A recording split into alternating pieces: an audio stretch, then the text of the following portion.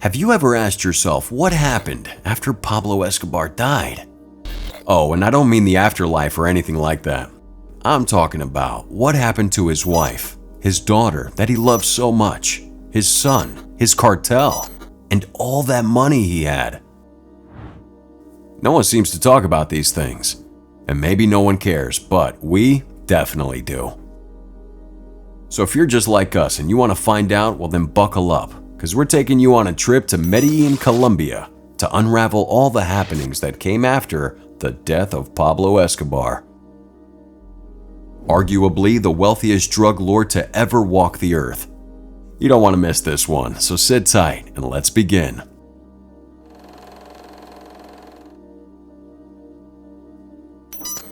The day was December 2nd, 1993, and the entire Colombian army was in search of Pablo Escobar.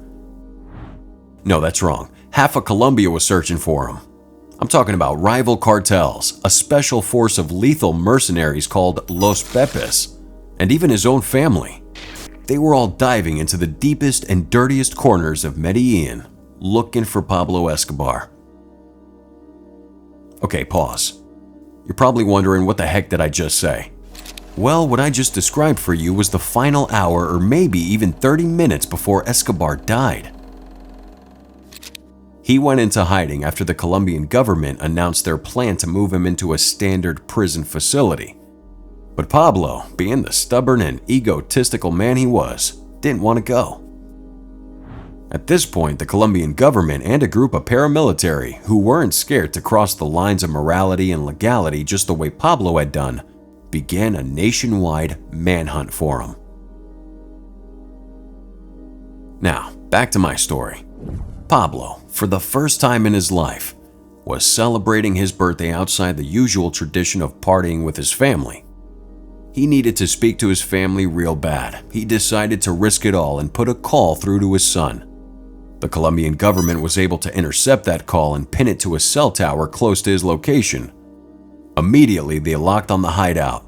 They sent the convoy of armed military men with one instruction: shoot Escobar on sight. Pablo Escobar knew that he had probably made the biggest mistake of his life. He tried escaping through the roof of his hideout, but it was too late. The entire building was roaming with soldiers within minutes. That, my friends, was how Pablo Escobar was found and eventually killed on a rooftop like a rat, with his most trusted bodyguard, El Limon.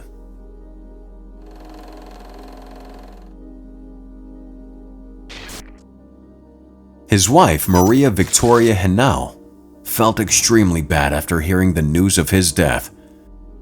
I mean, if he never placed a call to him, he might have lived longer. With his death, he left behind the Medellin cartel, his wealth, properties, and some very expensive artifacts. But the most prestigious thing he left behind was his family. After his death, members of the Medellin cartel turned to his wife to emerge as the head of the cartel. And that's because while Pablo was alive, they both ran the cartel together, putting her in the perfect position to continue running their affairs. But Maria wasn't cut for all that. In fact, she wanted absolutely nothing to do with the cartel or cocaine. She took her two children, Manuela and Juan Pablo, and flew away across the world to seek asylum in Africa's Mozambique. But the Mozambican government denied her entry into their country. So did the Brazilians and the Germans. No one, absolutely no one, wanted anything to do with the Escobar family. Through a few connections, she was finally able to gain entry into Argentina as a tourist. When Maria and the children entered Argentina, no one knew them, which was a good thing. But the twist is, her name was all over the news as a member of the Medellin cartel, and primarily as the wife of Pablo Escobar. Given the fact that Escobar had killed thousands of people, you don't need a soothsayer telling you that anyone in fact, would be willing to retaliate the same evil on his family. Maria knew this and knew she had to make a tough decision. She decided to get her name changed. She changed her name from Maria Victoria Henao to Maria Isabel Santos Caballero. This allowed her and her family to live in peace for the next couple years, until the Argentine government found her in 1999. Eventually, Maria and her son Juan Pablo were arrested in 2000 for charges on money laundering. You've got to feel this woman's pain. After suffering the infidelity and narcissistic acts of Pablo Escobar for 17 years, she was the one carrying his cross even after his death. She was imprisoned by the Argentine government for a couple of months, but after they couldn't tie any links of drug trafficking to her and her son, Maria and Juan were released. Maria went on to live with her family hidden in Argentina for the next 2 decades before releasing her book, Mrs. Escobar, My Life with Pablo. On the other hand, Pablo's son couldn't live a peaceful life. He changed his name from Juan to Sebastian and released his own book, detailing the soft and kind-hearted side of Pablo Escobar. But that didn't stop people from coming after him. Most Colombians felt he was going to pull off an action movie sequel by avenging the death of his father. But Sebastian didn't like the diabolical things his father did. He went as far as condemning the Netflix series on Escobar, Narcos, saying the series glorified his father rather than condemning the evil he had done. Now, does that look like the kind of man that would want to take revenge? I certainly don't think so. And why would anyone want to take revenge for Pablo? Pablo was responsible for the killing of over 4,000 Colombians. The most sinister of his killings came when he killed over 40 underage girls, after one of them reported his cartel's sexual exploitations with teenage virgin girls to the police. Can you even believe that? It's totally insane to think anyone would do a thing like that, and Sebastian felt the same. In an interview, Sebastian narrated how he had escaped more than 9 kidnap attempts in Argentina. These attempts to kidnap him came after Forbes released a publication stating that Pablo Escobar left behind more than $3 billion. But one thing these people didn't realize is that all that money was left behind in Colombia after Pablo died.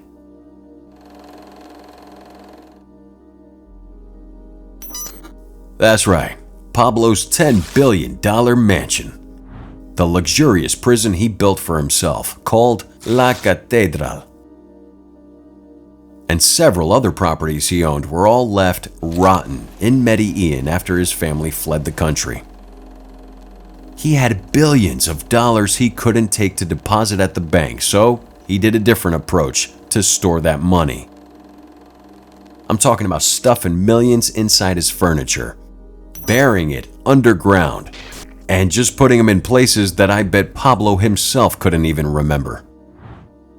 But hey, that's what happens when you're the wealthiest drug dealer on the earth. In his prime, Pablo was responsible for 80% of the cocaine in America. He even went as far as burning a whopping $2 million when his daughter was feeling cold because they had no logs for the fire. Man, just imagine to have that kind of money. Anyways, Escobar's Medellin home before he died, known as the Monaco Building, was blown up with explosives by rival cartels. This building wasn't the size of a football field or as tall as a skyscraper guarded by top security. It was simply just Escobar's home. After the 6-story building became deserted, the Colombian government took possession of it and turned it into a tourist attraction for people who wanted to get a glimpse into Escobar's life. However, as members of the community walked past it every day, it was a constant reminder of their loved ones who died at the hands of Escobar. So, in 2018, the government decided to bring down the building and turn the land into a memorial for the victims of Escobar's terror. Another of Pablo Escobar's homes that went down in ruins was his luxurious getaway home in Guatape. It was named La Manuela, after his daughter Manuela Escobar, and was Escobar's place to take his mind off his business for a little while. The crazy thing about this building is that it got destroyed even before Escobar's death. a rival cartel loaded over 200 kilos of TNT explosives, blowing up more than half of that building while Escobar was hiding. A few years later, nature took over that place while scavengers broke parts of the structure in search of any of Escobar's hidden and buried valuables. While we really have no idea if they had any luck, I gotta tell you right now that the biggest of Pablo's properties that he lost after he died was La Catedral. La Catedral is the name of the billion-dollar prison he built and customized for himself. It had a casino, a spa, a football field, and other luxuries that totally separate it from its purpose. But after Escobar's death, La Catedral turned into La Treasure Island. Nearby residents trooped in and out of that place, scavenging for anything they could find, and from external sources, millions of dollars were actually buried and stashed up both inside and outside of the building's area.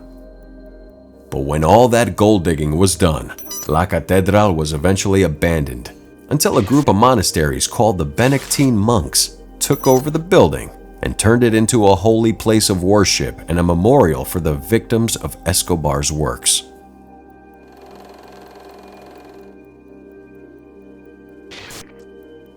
Now, the big question you probably have on your mind is, what happened to his cartel? The Medellin cartel? Well, once the king and queen were gone, the entire cartel fell apart. Most of the members were imprisoned, while others were killed in cold blood. A few of the cartel members that were left had to seek refuge with rival cartels, like the Cali cartel. These rival cartels eventually took over cocaine exportation from Colombia to the US and other parts of the world. But not all of Escobar's fortune was looted or deserted.